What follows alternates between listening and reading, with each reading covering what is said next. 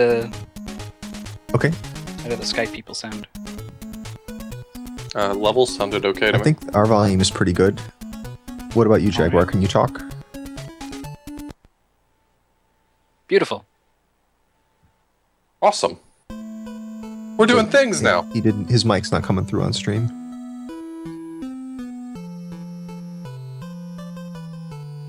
Oh yeah. Okay. Sorry. I muted the mic here. Should be working right now. There we go. Okay. Sorry guys for this small technical problem. So hello everyone. I'm Jaguar King, and this is Getsu Fuuma. It's one of Konami's hidden gem that was released back in 1987, and it's a good game. And I'm gonna show you why this game is really good. So, are you guys ready on time? Yes, please go. Okay, 3, 2, 1, go. So, one thing you need to know about this game, there's gonna be a glitch that I'm gonna use during the whole run. It's called an area skip. It's a one-frame trick, and it's allow you to skip areas and dungeons, and I just screwed it up. Sorry about that. It's a one-frame trick, so it is kind of hard actually. Thankfully, I'm like 80% consistent with it. The trick behind it is that I need to pause and unpause at the same exact frame that teleports me inside the dungeon. And after unpausing, I have to either hold left or right to the area where I need to go on or progress throughout the game.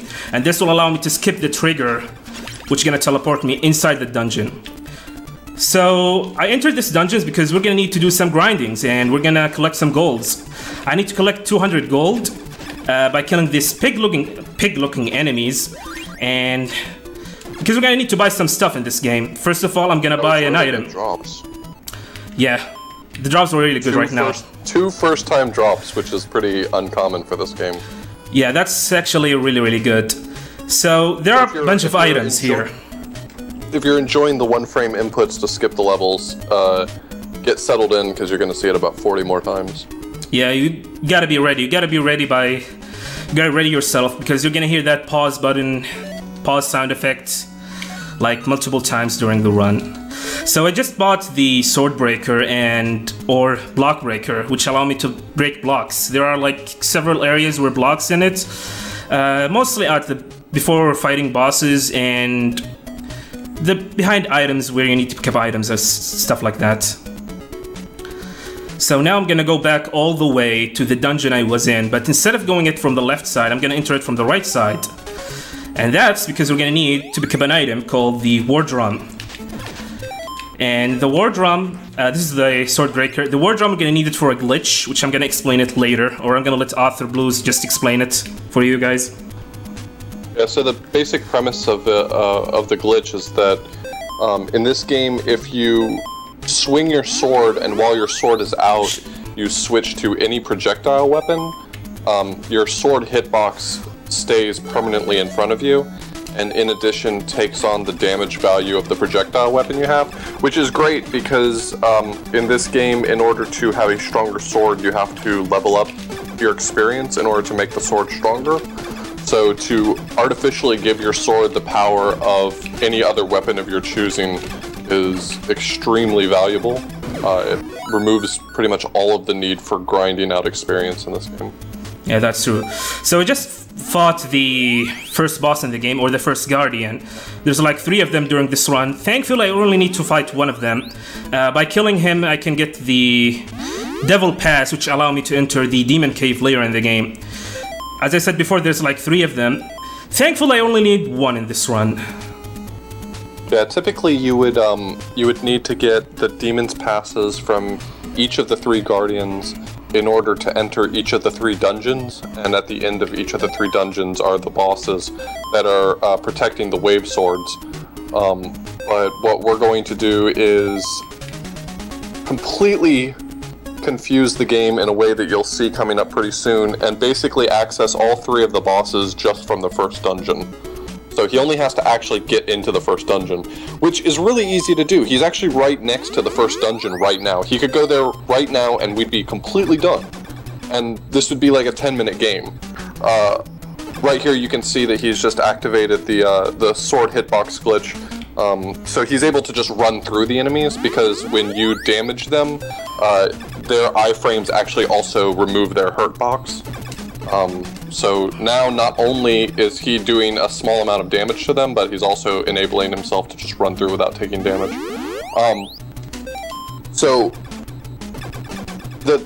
what we're going to end up doing is we're going to end up skipping all of the other dungeons, and unfortunately we can't just go ahead and go to the first dungeon. That would be really convenient and a short game. Unfortunately, one of the 3 bosses that we're going to fight is an absolute nightmare to fight, almost impossible to beat at any level, and if you're playing this game casually, it's never going to happen. You're not going to beat him. Unless you have the Devil's Top, a weapon that you get right at the end of the game, and hopefully you understand that when you use that weapon, you are temporarily invulnerable. And so what we're going to do is we're going to access that weapon way earlier than we ever should have access to it, and use it for the end-game content. Unfortunately, that ends up being a 10-minute detour. Yeah, unfortunately we can't do anything about it. That boss is the hardest boss in the game. He has like 2 forms. Task beats this game in, what, 17, 16 minutes? Yes, it does. And it's able to do that because, as the tasks, it doesn't need to have some special weapon to keep it from dying on a boss. But we mere humans, unfortunately, are relegated to collecting armor and weapons in order to be able to defeat bosses. Yeah, that's true. You might be wondering that this game has like some sound effects and like the animations are kind of familiar, and that's because the game was actually made by the same people who did the first TMNT one. It's exactly the same team, and all the sound effects are the same. Yep, that's true. Every time anyone I've ever seen streams this game, and I only know 3 people who stream this game, but every time someone streams this game, everyone comes into chat and says, "Oh wow, it's like they took everything from TMNT," but no, I say. TMNT took everything from this because this game came out first. Yeah, this game actually came out before the first TMNT. Okay. Good skips. Jaguar King is way more consistent at these area skips than I was. His visual cue is much more consistent than mine was. But at the end of the day, it's still a one-frame trick, so try as you might, it still ends up being effectively random to some extent, whether or not you're gonna get that perfect input. Yeah, it's actually really sad that because of most of the time lost in this game is because trying to do this one-frame trick, which makes it kind of hard actually. This would be one of those speed games that you'd give to anyone, but that one-frame trick just makes it kind of miserable. True. Oops. So here's where he's going to get the Devil's Top. And I died. I'm sorry. No, that's fine. The Devil's Top is only really supposed to be gotten right before because he's most of the way now to Dungeon 3. So he's only supposed to have access to the Devilish Top as he's going into Dungeon 3, but we're gonna go way out of our way, grab the top, and then go all the way back. And I just killed myself here because it's much faster to kill yourself after you pick up the Devilish Top, so you can reset the whole stage and exit it as fast as possible. Now we're gonna go all the way back through the mountains and into an area which I'm gonna talk about later. Damn, this one-frame trick is actually kinda tough. Crazy how precise one frame actually is. Yeah. Still good consistency though. So, me and Jaguar King, our time, I mean, he's definitely improved this time way over what I had. This game, by the way, just a little history about it, was run by maybe half a dozen Japanese runners. We found a whole bunch of a leaderboard corresponding to half a dozen Nico Video runners. But I think I was one of the first people, at least, to actually run it in the US. And so my goal was just to beat all the times on the Nico Video leaderboard, and I ended up doing that, and then made the mistake of teaching the game to Jaguar King at SGDQ, and he's run off with it. But, so our original thought was, hey, let's do a race of this for Best of NES, but racing a game where you have to do 50 one-frame inputs just turns into sort of like a coin flip, who gets them more consistently. Yeah, it's kind of bad, actually. We also considered submitting it for AGDQ, but for the same reasons, it just doesn't really make sense to do so. So you might be wondering, I'm actually taking my time during this mountain areas. That's because I'm trying to collect 450 gold, because we're gonna need to buy some stuff. These demons here drops 40 every time I kill them, and okay, wrong way. And I need to collect 450 because we're gonna buy a bunch of stuff later after we exit the mountain area. Okay, need one more. 440.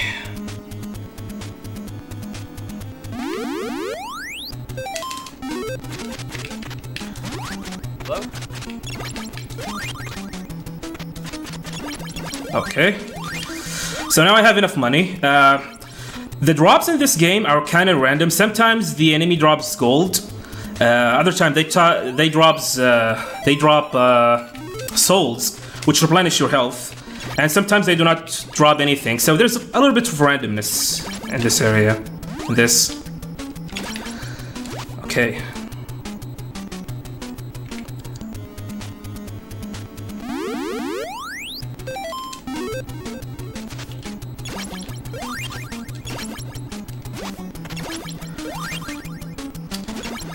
For some reason, I keep collecting gold here.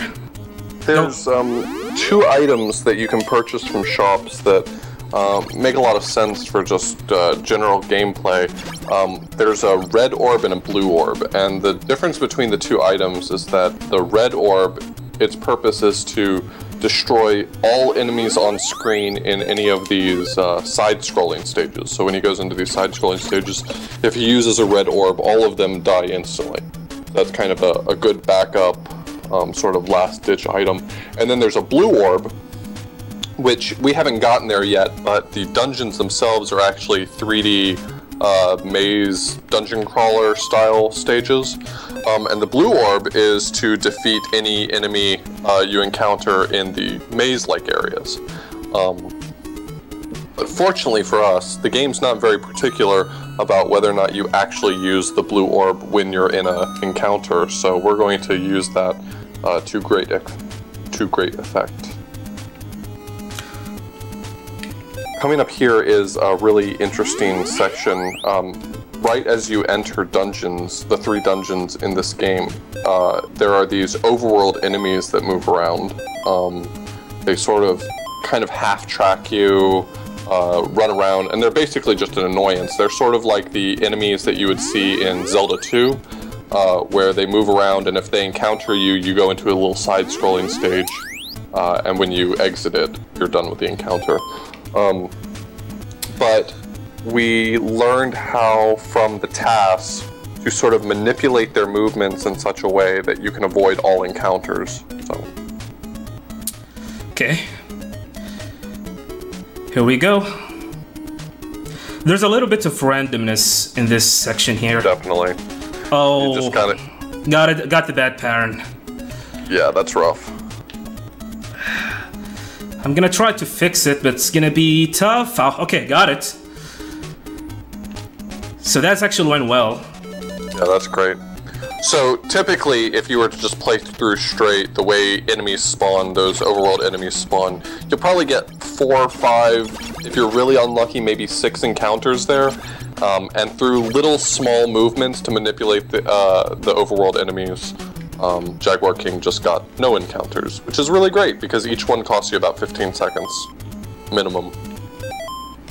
Yeah, that's true.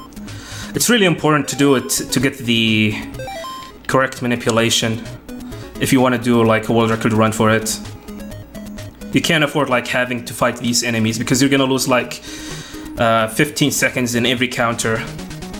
And not only that, but if you mess up one of the manipulations and you encounter one enemy, you basically can't avoid any more of them at that point due to the way they spawn. So if you don't skip all of them, you're going to fight all of them. Okay, so this dungeon here has 2 entrances. And if you sort of think about it, the way it's laid out, it's a 3D dungeon maze crawler, but it's really just a 2D grid with, you know, open cells and walls.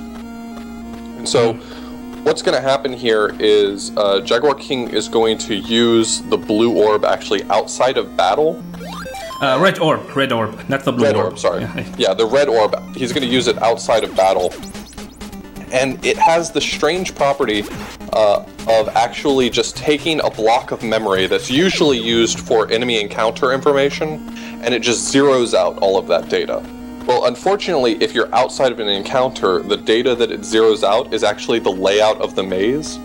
And so what it's doing is it took a whole bunch of sections where there were walls and doors and things like that and just turned it into hallways. And so what that ends up doing in the long run, so long story short, what he ends up doing is he just carves out a giant path through the maze, directly through the center of it, by using that orb outside of battle. And that's great if you just want to get to one of the other doors in the maze, but that's not particularly useful until you consider the fact that you can actually wrap around in the maze. So if you walk off the right-hand side of the maze, you wrap back to the left-hand side of the maze. And every time you do that, the doors sort of change their properties where they're going to take you. And if you wrap enough times, you can actually make the doors take you to the boss rooms of other dungeons. So effectively just doing a wrong warp by taking, you know, 140 some odd steps through the maze. That was the first boss, by the way. By using the blue orb against the first boss, you can just instant kill him. You can use the curse clothes, but we're not gonna need it in this run. Blue orb's gonna do it.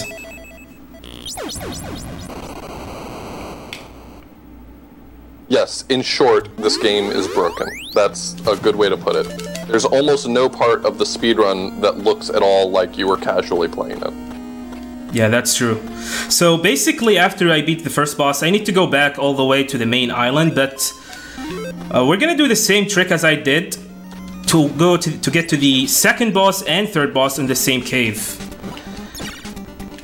Okay. So what he's gonna do is, it's gonna look maybe a little bit tedious, but what looks like him just walking in one direction forever is actually him wrapping around the maze 3 times, I think it is, in the end. He'll have gone through the whole maze 3 times, so he'll end up taking 144 steps the first time and 112 steps the next time.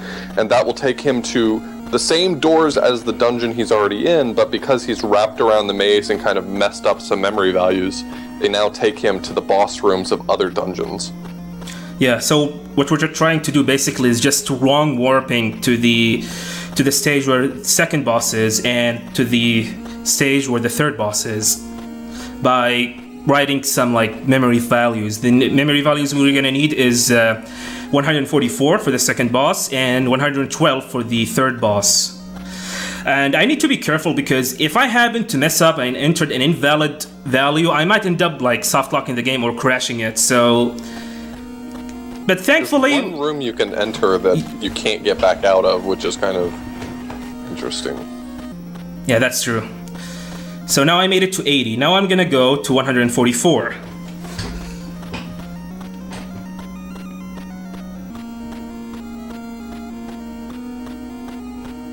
So enjoy this elevator music while we walk.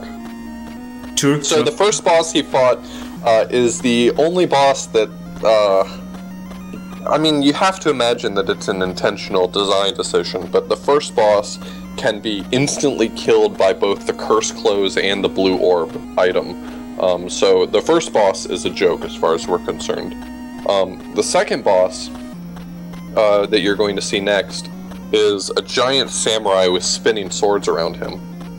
Now, Jaguar, do you do the strat where you use the blue orb on him? No, I already used it at the first boss. I skipped the curse cloth for the first boss. Okay. So, Jaguar is going to use the devilish top on this boss because of the fact that at any time he's in the air, he's completely invulnerable to damage. And sort of an interesting thing is that if you're within 6 frames of landing on the ground, you can hit the jump button again to jump before you touch the ground. You're actually only vulnerable while you're on the ground. So if you jump before you fully touch the ground again, you can basically stay invulnerable forever. But visualizing where that 6-frame window is non-obvious.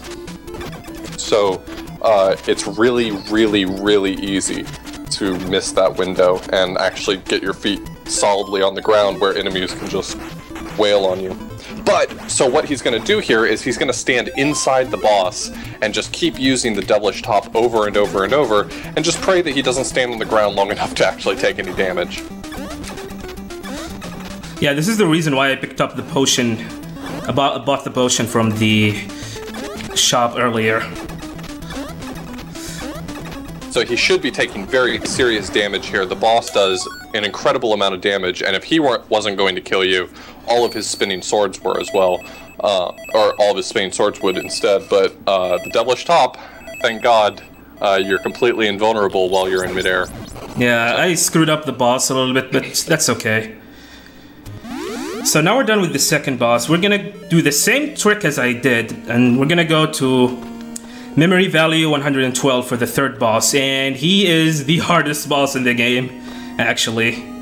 Yeah, this boss, even if you're fully leveled up, is very easy to die on. Also, shoutouts to the game developers for just randomly putting a red orb right next to the door here, so that you can just keep doing this glitch over and over. That's a lot of foresight, and I appreciate that. Yep, me too. Because the closest shop selling a red orb is a little walk away from the dungeon, so definitely be a slower speedrun. So what make the third boss fight so hard is that he have like 2 forms. The first form is 3 ninjas that I need to kill. The second form is a weird demon-looking dragon or whatever it's called. And the only problem with it is that he can do a huge amount of damage, which means I need to like at least grind for health before I can fight him. Or that's the biggest problem I'm really scared about against the third boss here. Yeah, either form can really whittle down your health, so having to do both of them back to back is just terrible. And fortunately, Jaguar still has his medicine, so... Yeah, that's what makes it really great. This is why, this boss is the reason why we need the devilish top. He can do a huge amount of damage, and he throw fireballs at you like there's no tomorrow. Yeah, there's definitely, I mean, we don't do it in a speedrun, but there's definitely a means to defeat the previous boss that you just saw without the devilish top. You could do it. It would be annoying and slower, but not 10 minutes slower, so it could totally be worth it. Unfortunately, even with save states and, you know, attempt after attempt and Jeffro's Sledge trying to figure it out too, like, even when we put our best men on the task, we could not figure out how to beat that boss consistently, or at all, without the devilish top. So here's where we stand in this speedrun. If you want to join the fun and speedrun this game, and you think you could come up with a clever way to beat this boss you're about to see without the devilish top, enjoy your free world record. These enemies are kinda annoying actually. They do this small backdash whenever they attack. And as you can see, they can cause a huge amount of damage to you if you're not be careful enough. Oh my god. Okay. I need to take it this safely actually.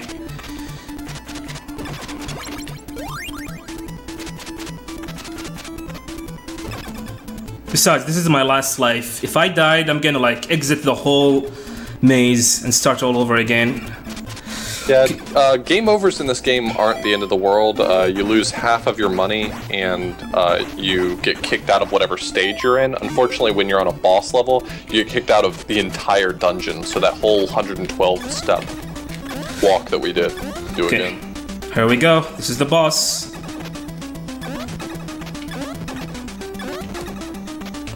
Okay, first form is down. Jaguar makes this look easy, by the way. That's hard enough on its own, but this boss right here does an incredible amount of damage, as you can see. if he hits you. And your only defense here is just staying airborne. That's really all you have. Using potion. Yeah.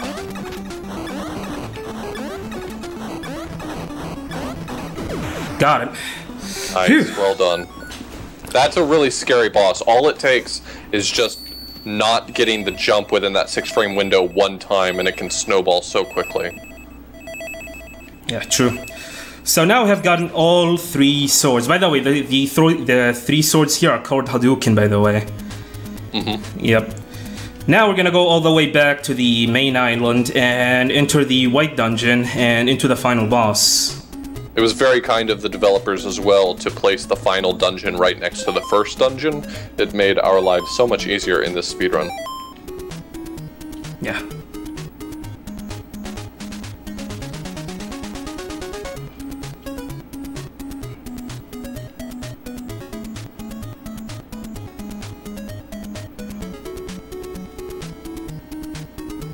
Yeah, basically what Jeff said. Try to do that boss fight, as nerve-wracking as it was with Jaguar being invincible in midair.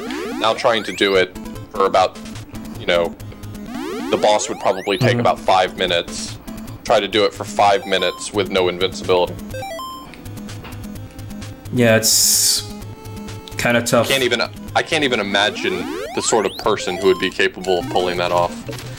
So now I have like the strongest weapon in the game, the Wave Sword. And as you guys can see, it shoots projectile at enemies and can like destroy almost everything in its way. Shoutouts to the fact that its damage calculation is not based on your actual sword strength. Once again, removing all need for leveling up your sword. Okay, so he's gonna do a little skip here. Nice, he got it. Yeah. So, yeah, the pause buffering on that door allows you to walk over actual tiles. So he didn't have to walk all the way around the little maze to get back. He was able to just go straight across. Yeah, it's much faster to do it that way than going all the way back. Even if you messed it up, it's still worth it to do it, actually. So in this area, enemies are high level, which means I need to be careful here. Trying to kill as many as I can, because they can do a huge amount of damage to you, since this is the last area before fighting the boss. The final boss in the game.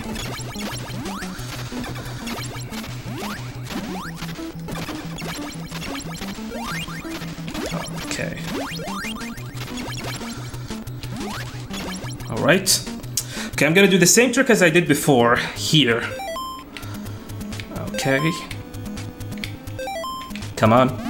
There we go. So what he's trying to do is he's trying to pause on the same frame that he steps on the stairs tile, and when he goes back out of the stage, if he holds up, it'll allow him to walk straight across solid tiles. So if you get it first try, it saves maybe about 4 seconds there. So this is the final boss. 3 forms. 3 forms. And he is quite easy, actually. It's not that hard. The first form. Shoot forward, please. Okay. That's the first form. Second form is still easy, but the third form is actually where he is really tough. Okay. Fortunately,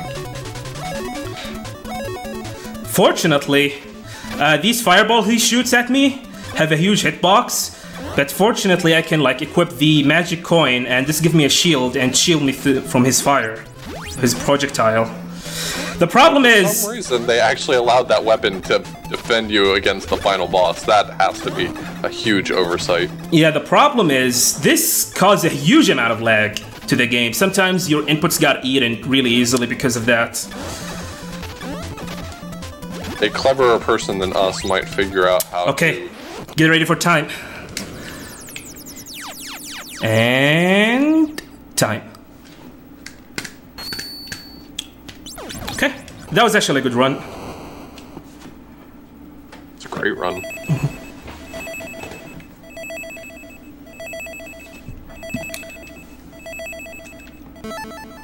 $28 flat, roughly?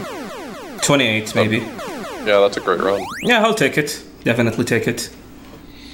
Anyway, thank you guys for watching. It's an honor to do these kind of marathon, and thank you, Author Blue, for teaching me this game. And yeah, thanks to the crew on Best of NES, and I'll see you guys next time.